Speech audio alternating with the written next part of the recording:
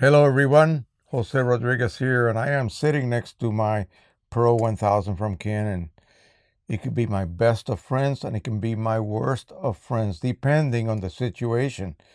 It is best when I see a print come out of this printer and it just blows me away. And then again, it runs a cleaning cycle and I hate this machine, but it's necessary. It has to do it. It is something that we owners of the Pro 1000 have to begin to accept. So because it does this, in order to maintain the print head at the best condition to continue to produce these prints, I can tell you why, but we'll skip that for another video. We all want to use refillable systems on our printers, and this one is a little bit strange. Yes, you can refill these cartridges easily. They have not restricted us from refilling them, but you need a chip. Auto reset chip? Well, they didn't turn out to be quite the type that we associate as an auto reset chip. That means normally when the chip reports as empty, you remove it and you disrupt power supply to the chip. You fill it up, you put it back in, you restore power supply, and it resets it so that you see it as being full. Well, these auto reset chips don't work that way. We were kind of misled by the Chinese factory that makes them, the manufacturers. They didn't quite explain to the world basically how these chips work. I'm going to give you some theories because this is what normally takes place. Ideally, if it's not malfunctioning, what it will do is it will not set itself back to full. It'll reset itself back to low. And really, that is all it has to do. Now let's get into the theoretical explanation of why nothing else is really needed. And it's sad that we were never really informed of this. Now, these cartridges, other than the chip, there is 0 electronic components in this body. Only that chip, and the chip just floats. It is disconnected from the cartridge itself. This cap, its only job is to guide the cartridge into position, and these keyways prevent you from inserting the wrong color into the wrong slot. Simple. It is just a container for ink. Now, when you insert one of these cartridges into the 12 different channels and you put the CO in there and you close the lid, it will then go ahead and read the chip. It will accept it or not accept it. If you have a faulty chip, it will not accept it. Then it will report that all of the cartridges are genuine and allows you to then print. Now, there is a male spigot that enters this seal right here. It allows air to enter as ink is being drawn out. So it acts as a venting and then ink delivery system. You put the cartridge in and you prime the complete system. You have all 12 cartridges inserted in there and you're about to prime your system. You have mounted your print head. You hit the next button on the setup guide and you proceed to charge the ink lines. Now there are ink lines that go from here to internal compartments. They're like little tiny tanks that are vented. And we'll get to why that is so important. And then from that reservoir, another set of ink lines to the actual print head. Internally in the print head, there are some small, what they refer to as dampers. But they really basically look like a small cartridge. And those dampers are attached to the actual ports that lead to the actual nozzle plate or the real working part of the print head. So in normal use, when you're using OEM, the chip will receive information from the printer, the firmware. As ink is being used, it is actually measuring the amount of ink, and it will then begin to deduct levels. At some point, it reaches low, and you have a period of time between that low warning. There's nothing in here to trigger the low setting, believe me. The printer knows how much ink has gone through. Meanwhile, you continue to print, and then all of a sudden, at some point, you get the red empty warning. At that point, you will remove the cartridge and put a brand new one in. And it reads that chip as full because it has been programmed to a full level. But we want to refill these. So what can we do? Well, these auto reset chips were supposed to solve that problem. The way they were supposed to work, of course, as I said, when they reach empty, you remove it, you fill it, you put it back in, and it should reset to full. That's how other ARC or auto reset chips work. Not these, apparently not these. There's a reason behind that, but we were never explained why. So now we know that we have gotten a hold of the service manual for the Pro 2000 and 4000. They have a similar internal system. Here is what's happening. And here is how those auto reset chips work as they intended them to work. And I will tell you why. Okay, so what happens between the point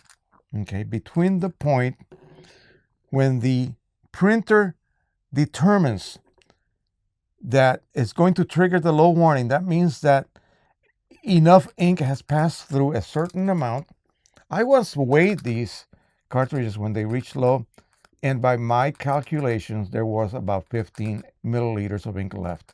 So apparently, once it reaches from 80, 15, that would be 65 milliliters of ink used, it triggers the low ink warning, and then you have another 15 or so milliliters globally across the board, if all of them are low at the same time, to print with. Now, how does it know when the cartridge is empty? How does it know that?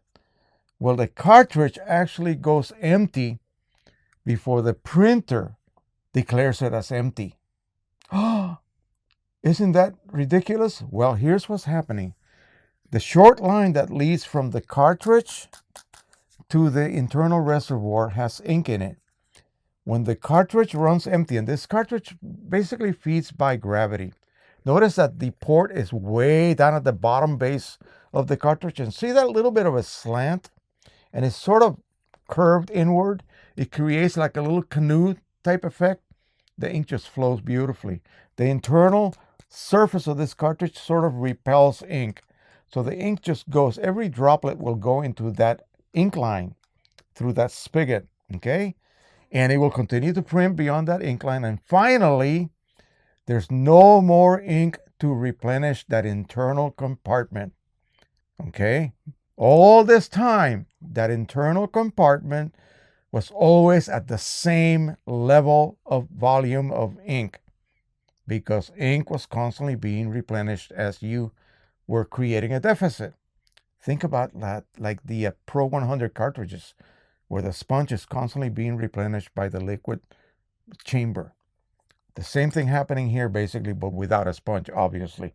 So you got that internal compartment. Let's just say this is my internal compartment, and it is full, okay? Or it is at a certain level that it considers full. There's a sensor to determine when the internal compartment is full. I am using ink, but I am also replenishing ink simultaneously, so the level never drops. When this is declared low, because the driver or the firmware has determined that 65 or so milliliters of ink have been used up, I'm going to go ahead and declare a low condition for this particular cartridge. Now I have about 15 ml left. Continue to print. You'll see that warning stays low for quite a while. And you're printing. Finally, every drop comes out of this cartridge. Now there's no more ink to replenish that internal compartment, except for the ink preceding that compartment in that little ink line. It's not that long. There's not that much room here. So it will draw that ink out, and you say, oh my God, it's introducing air in there. It doesn't really matter. The compartment is vented. It's vented. So what happens now when you insert the next cartridge and you close the lid? Immediately, that ink line is filled with ink. The levels are brought up to full according to the sensor. The chip, of course, indicates full level, and you're good to go again. Our chips Our auto reset chips do not indicate full level. They only bring you up to low.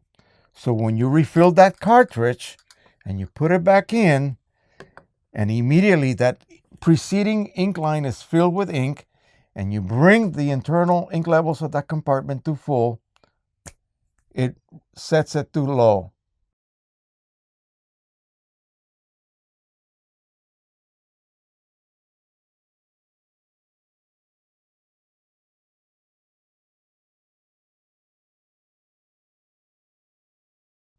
That's our theory. This is the best theory we have, and this sort of supports what the factory has been telling us in sort of Chinglish, okay? Because it's really hard to decipher sometimes what they explain to you. But that is it. So from that point on, from the low point until empty, it is controlled internally by the printer and the levels of that internal compartment, okay? From full to low, the chip is controlling it through the way that the printer basically figures out how much ink has passed through a particular color channel. It sends that information to the chip. It rewrites a different code, basically meaning a lower level. You get that indication on your driver. This is very inaccurate. Don't rely on this at all. Rely on your driver ink level indicator. And when it reaches like 15 ml or left, that's when the printer realizes, oh, I have used enough ink to declare a low warning. And it declares that low warning until that compartment internally has no more ink replenishing it. And it just drops below a certain level. The sensor picks it up and you get the red empty warning.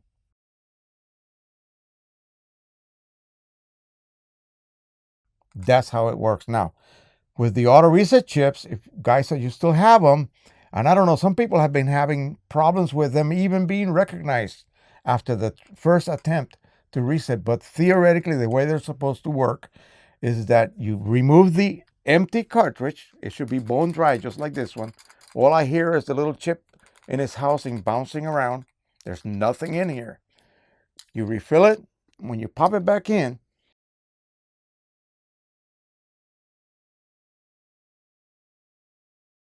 it is because immediately it starts to fill that initial ink line. It refills that compartment, and then and only then does it tell the chip, hey, go back to low instead of full. I wish it would go back to full,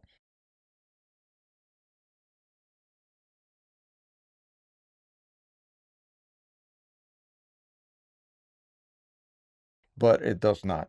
So it goes back to low.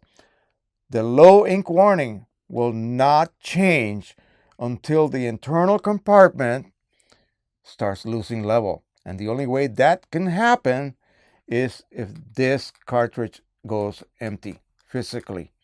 And then you use up that little bit of ink in that ink line from here to here. On that compartment is sitting right here. So that little bit of ink that is being used, that will go into the compartment. You continue to print a couple of more prints. The level drops on that compartment because there's no more ink here to feed it. Bingo, you're empty. Remove the cartridge again, refill it, pop it back in. As soon as you close the lid, it will refill that ink line. It will bring that level up to the so-called operating condition. You'll get a low warning still, but you can continue to print. That's how it works. Really screwy, I realize that. And I don't like it as much as every one of you guys who own a Pro 1000 and are using these chips like it or dislike it. Actually, I hate it.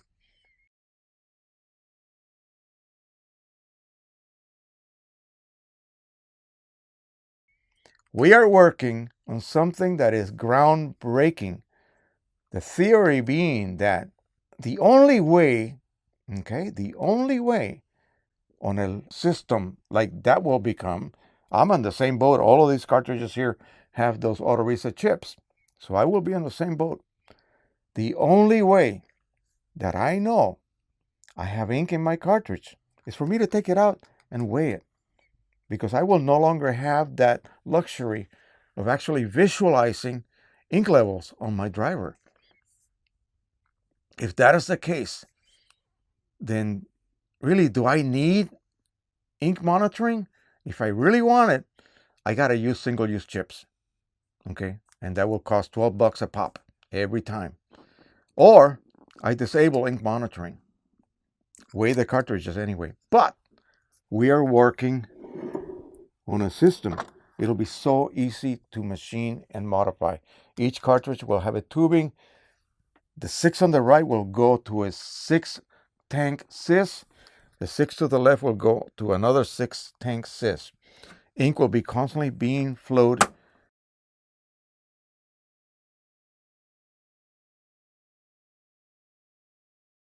into the cartridges. That means that those internal compartments will always be receiving ink. Now the chips will not come into play anymore because we will disable ink monitoring.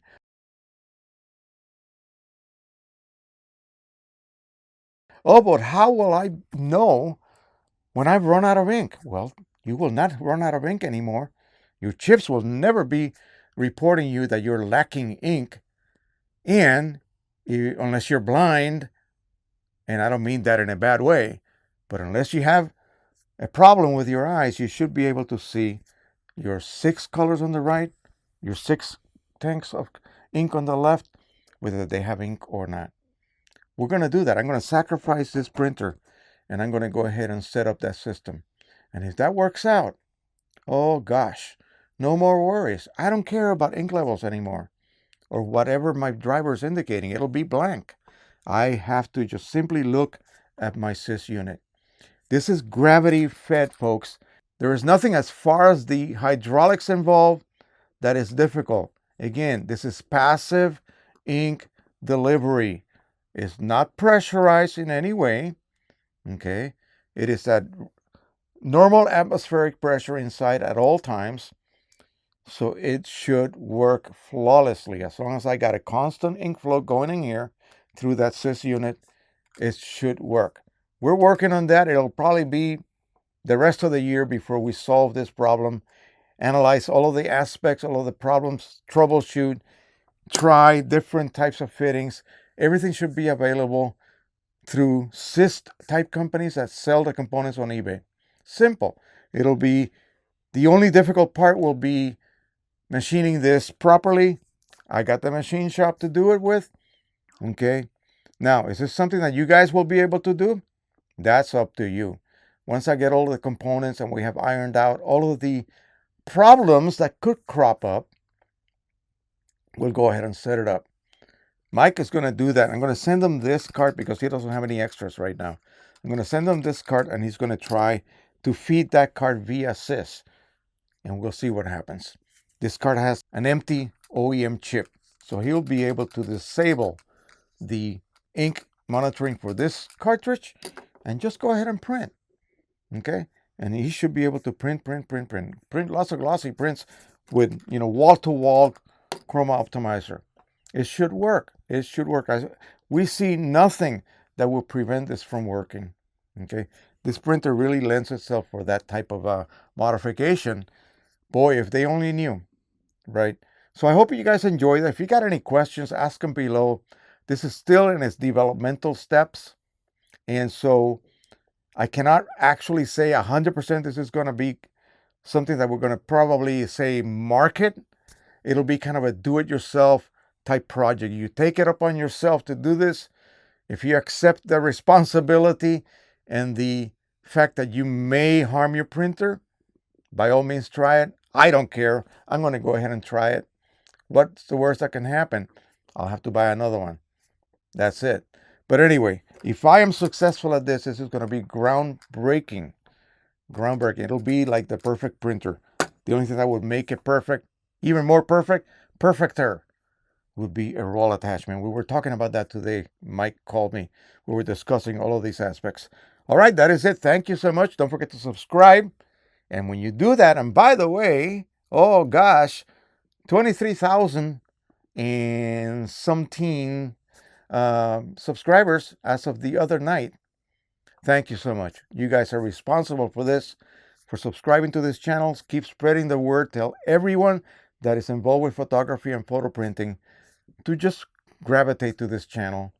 And that'll keep me going because that'll keep me wanting to continue producing videos that are informative, come up with all kinds of little secret tidbits, information, modifications.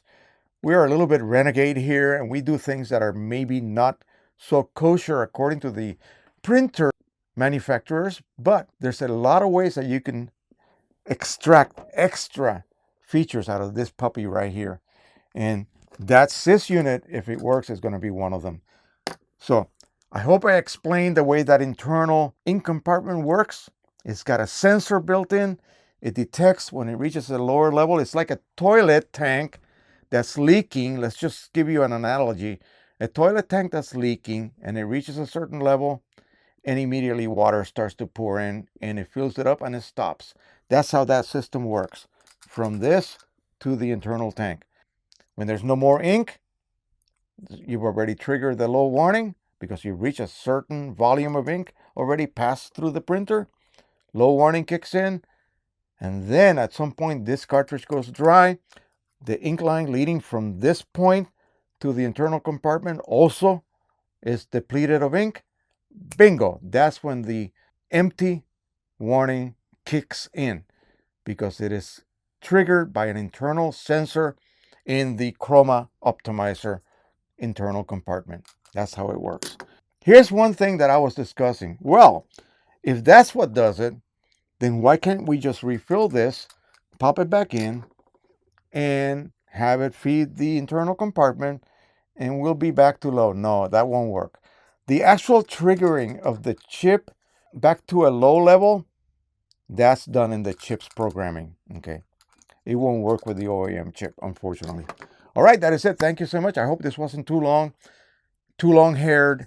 But again, when I come across this type of information, I just can't wait to share it with you guys and just see what you think. All right, so that is it. Thank you so much again. Happy printing, everybody. Bye-bye.